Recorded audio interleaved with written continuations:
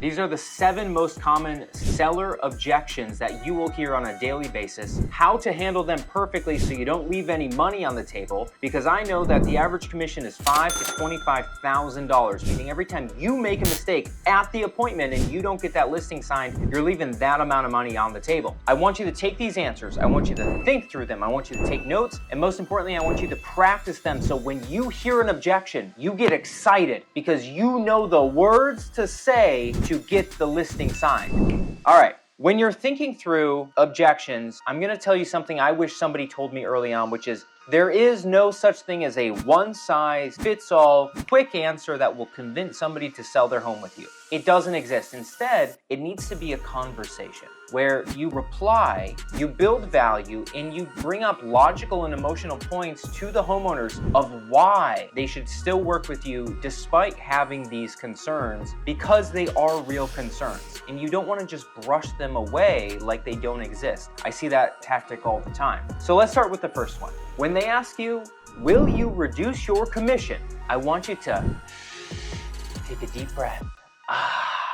Because here's what this means. They're saying, Devin, I want to work with you, but the price is more than I expected or it's more than I'm willing to pay. That's a good thing to hear. We want to hear them say, I want to hire you, but are you negotiable on this? The first thing is, I go into every single appointment with a concession of some kind because a lot of sellers, it's not necessarily just about the commission. What's more important to them is that they win. They knocked down the real estate agent on their commission and they're getting a lesser price than their neighbor or whatever. So I always have what's called general excise tax here in Hawaii, which is $500 to $1,000 that usually the sellers pay, but I can pay it on their behalf. So my answer in the beginning, depending on how I feel the relationship is going, is usually to give that concession, because I want to walk away with them feeling so good and that they're willing to recommend me. Because remember, it's not just about getting them to pay a commission now, it's about making them feel so good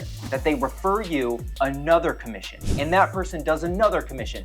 We got to focus long-term, not short-term. So here are the words that you would say. The first thing is, don't just go straight to it. You got to hem and haw. So if you said, Devin, we want to work with you, but are you willing to reduce your commission?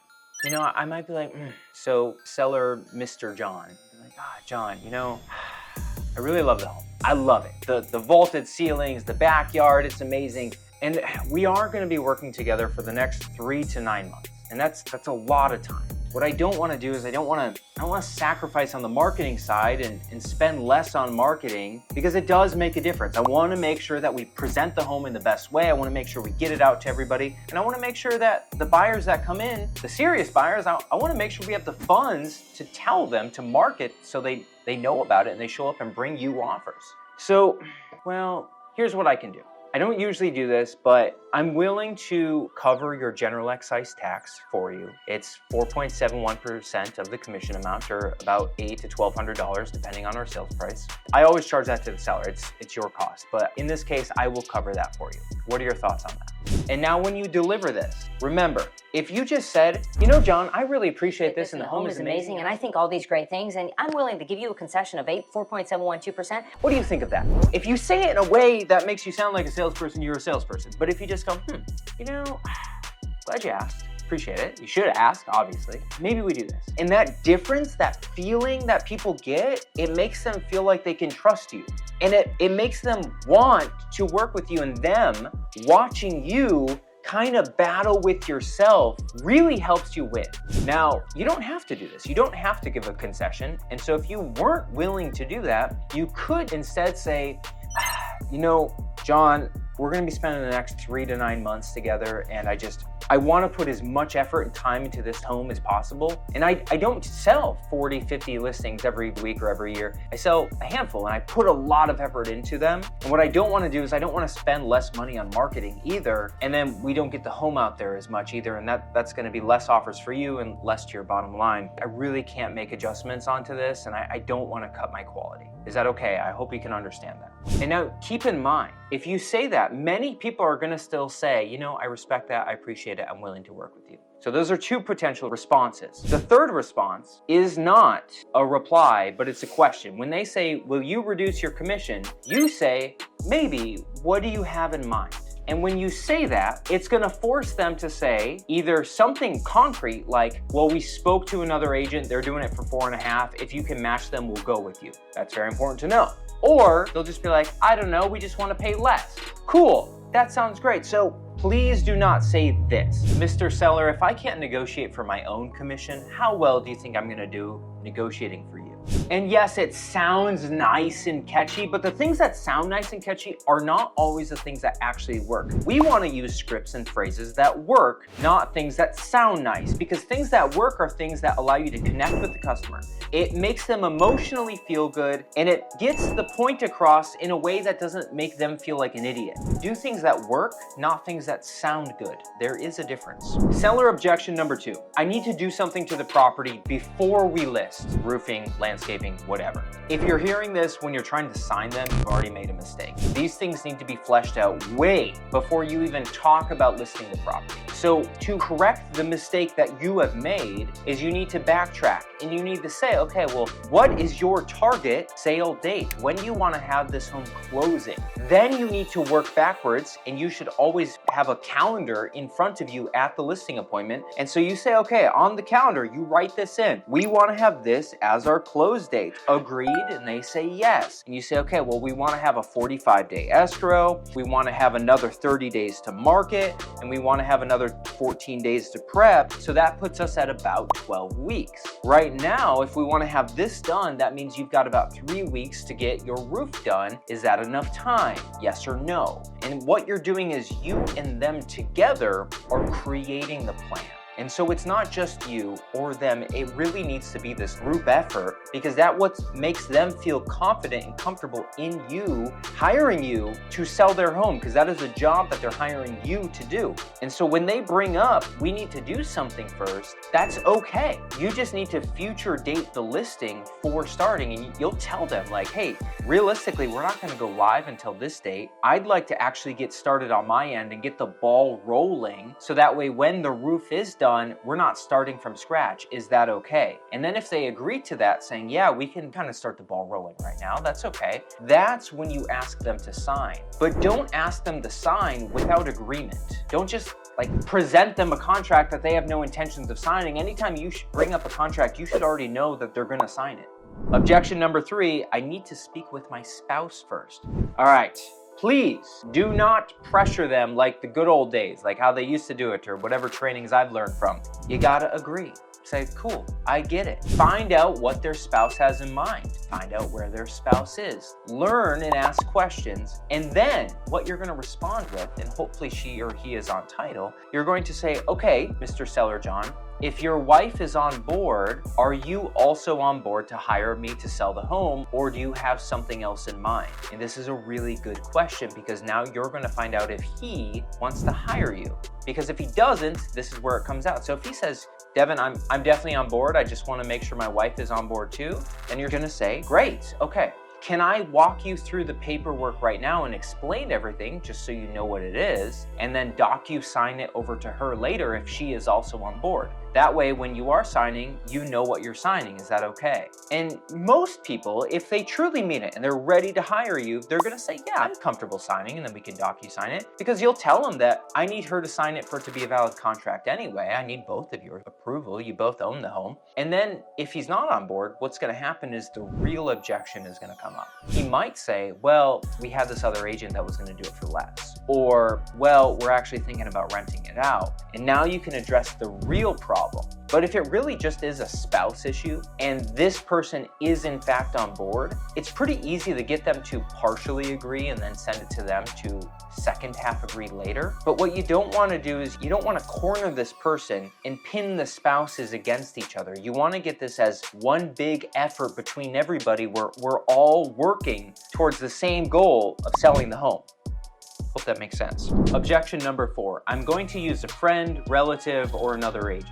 This is the most common and the most challenging objection to get through. And the best way to actually handle this is to have an amazing listing presentation, but this will typically come up at the end. And if you've done such a good job in the beginning, sometimes this doesn't even come through. This will come up in 3 places: on a text or a phone call, and then in person. If it's a text or a call, this is the best response if you can say it. You would just say, you know, John, I just sold your neighbor's home at blank. They were actually gonna go with another agent too, but when I met with them, I showed them how I could get a higher sales price. Would you be open to a second opinion to see if I can get you a higher price for this home? That is the best if you have a past sale that you can lean on. Now, if you don't have that, you just say it without that section.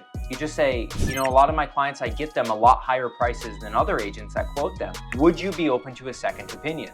That's a text or a phone call. Because right now what you're trying to get is the appointment, not the listing. You're just giving them a second opinion. You need to get your foot in the door. Now, if you're at this in person, that's good because that means they are considering working with you. There's 3 ways to solve this in person, and you might not like them. The first way is just to have such a good listing appointment that they don't even bring it up. The second way is by agreeing to overprice the listing and then coming down later, because that is a strategy some agents use. And then the third way is cutting your commission. If you've already had a great listing appointment and you're not gonna cut the price and you're not gonna cut your commission, and the other agent has a great listing appointment and more rapport, you're probably not gonna get it. So you gotta figure out, sometimes you gotta cut in some ways. Maybe you spend more time on the market. Maybe you make less money on the transaction. That's okay. There's nothing wrong with that. You just gotta know where your business is, because some sellers will only hire discount brokers. It doesn't matter how good of a job you do or how high you price it. They're not willing to pay more than 1, 2, 3, 4%. You need to decide, not the percentage. Please don't focus on that. You need to decide on, is the sale of this property worth my time?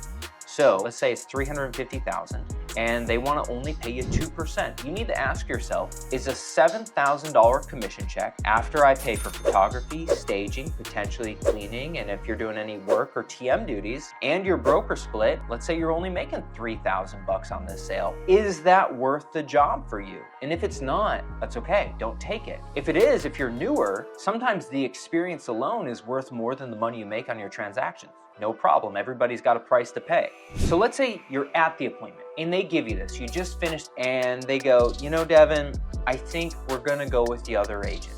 First, thank them for being honest with you. They're not wasting your time, that's really generous of them. Then you need to realize they brought you here for a reason. So you're gonna ask them a question like, you know, seller, I appreciate you telling me that. Can I just ask, what would it take to work with me? You brought me here for a reason. I'm sure it wasn't just for fun. What would it take to hire me to sell your home? And now they can give you something. They might tell you it's gotta be this commission, or they might just tell you, I wanted to see if there was anything you did that was different that my other person wasn't doing. And then you know they're just kind of playing you, and that's okay. Try and push for the deal. Tell them that you'll cut your commission if you want to, and then if they don't, move on. Not every seller is gonna be a great seller to work with, and when they're not willing to pay for your services, sometimes you just also gotta let them go. Objection number 5, I wanna start high and then go down. All right. You gotta do 2 things. Here's what it looks like. The first one is just ask them, are they open to listing at this price? And do your best to present the comps in a way objectively showing them that the value is this. And explain the risks of listing high. So Mr. Seller, can I share what concerns me about that? Yes, you can. Well, knowing that all the other sales are $500,000, and that's realistically what an appraiser is going to value this home at. Even if we get an offer at $550,000, the appraiser's still gonna say it's worth $500,000 and they're not gonna get a loan, which means we have to get a cash offer. But cash offers almost always come from an investor, and investors never pay full price. They're always offering 50% of what it's worth. So my concern is what's actually gonna happen is we're gonna sit on the market for 90 days. It's sitting there, nobody offers. We finally do a price adjustment, and then you've seen the homes that are on the market for a long time. Then we're gonna start only getting low balls, even though we price it correctly after 90 days. In my experience, honest, with every seller I've ever worked with, when we start too high and then reduce the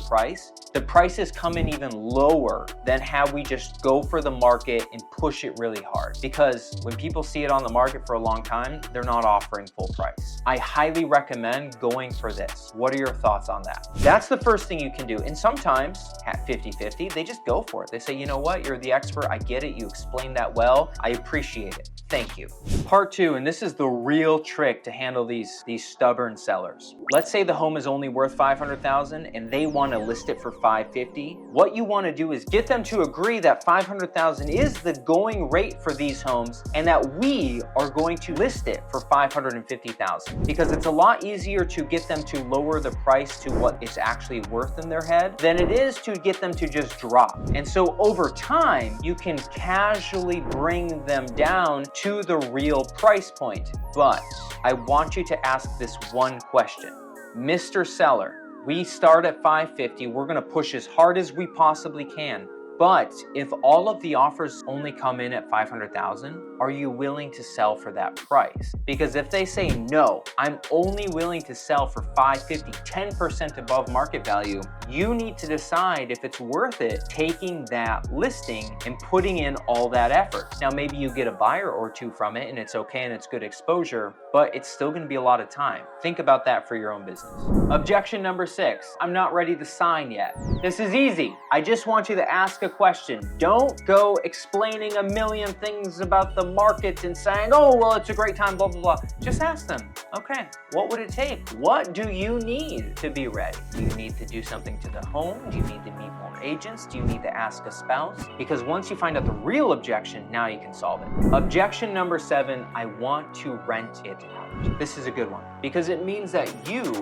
are in trust and rapport with them and they're probably telling you the truth. And if in fact they want to rent it out, that's totally fine. Your job is not to just show up and sell.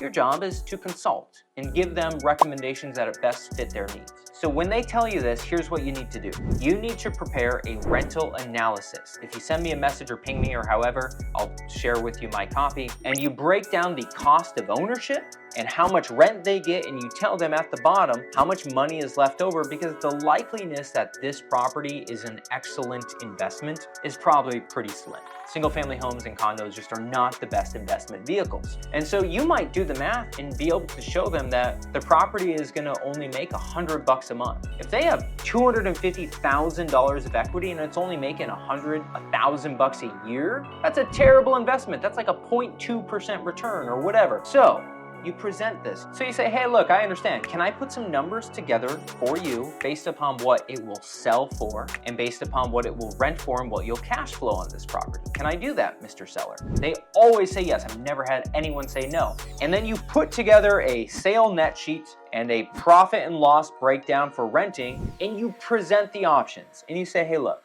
you know, based on this property, I don't see it as a great investment because you're only gonna be making about $125 a month and you have $250,000 of equity. If you really want to get into investing, I recommend these 2 or 3 other properties, because based upon this equity, you're gonna be cash flowing $800 to $1,200 a month versus $125. Or if you go to sell and you just want to take that cash and just have it somewhere, this is how much it would cost to sell and this is how much you would sell it for. So this is your final payoff. Give them the options and make it easy on them. Bonus objection handler, and I use this all the time and I use it for every single situation. When a seller tells me anything related to not working with me, sometimes I just ask the question, yeah, I get it. What would it take to hire me? What would make you want to work with me right now? And sometimes they tell you that there's nothing you can do. And sometimes they just tell you straight up that I'm gonna hire someone that's gonna do it for 4% commission. I took a listing about a year ago and I met with the husband and he was really tough, like numbers guy, he had numbers prepared, everything. And I could tell, I started to do the actual listing presentation that I teach, and I could tell he just eyes glazed over. He didn't give a crap about any of the things that we do to provide value. I just slid it to the side and I said, Nick, question for you. You seem like a numbers guy. He said, I am. I said, what would it take to hire me right now? Like, what do you need from me? I know I can get this done in the next 45 days. What do you need from me to make it happen? And he said, Devin, there was another agent that said they would do it for 4%. I said, great, thanks for saying that. can I ask what made you decide to interview me after meeting with them? He said, well, you sent us that letter in the mail. You seem to know what you're talking about. I know you've sold a couple others. I thought I'd give you a shot and see what you were doing different. Not that he cared to listen. And so I just asked, I said, okay, what do you think so far after meeting me? And he said, it seems like you know what you're doing, but I'm a numbers guy. And then I just said, if I do it for 4%, are you ready to go today? He said, you know, I think so. Let me talk to my wife. I said, okay, should we give her a call? He kind of smiled and said, yeah, let's do it. Gave her a call, said, honey, I think I want to hire this guy. He's willing to do it for 4, is also willing to pay for the cleaning. I'm a yes if you're a yes. She said, go ahead. We signed right there. And it was $850,000. And so it was okay for a 4% commission to me. I was happy with it. I don't focus on what the percentage is. I focus on what the dollar value, how much income I make from a sale. If it was a $150,000 property, I'm not doing it for 4%. If it was a $15 million property, I'll do it for 1%. It's not about the percentage, it's about the dollar amount on the back end. So the question of, what would it take to hire me right now? What do you need from me to make this happen? That has won me many, many listings, and I hope it does for you too. I hope this helps you take more listings and even make more money. Please subscribe, it does go a long way. I'll have links to all these scripts below that you can just copy paste. It's all free. Put it to work. When you take a listing or do well, let me know. I'd love to hear about it.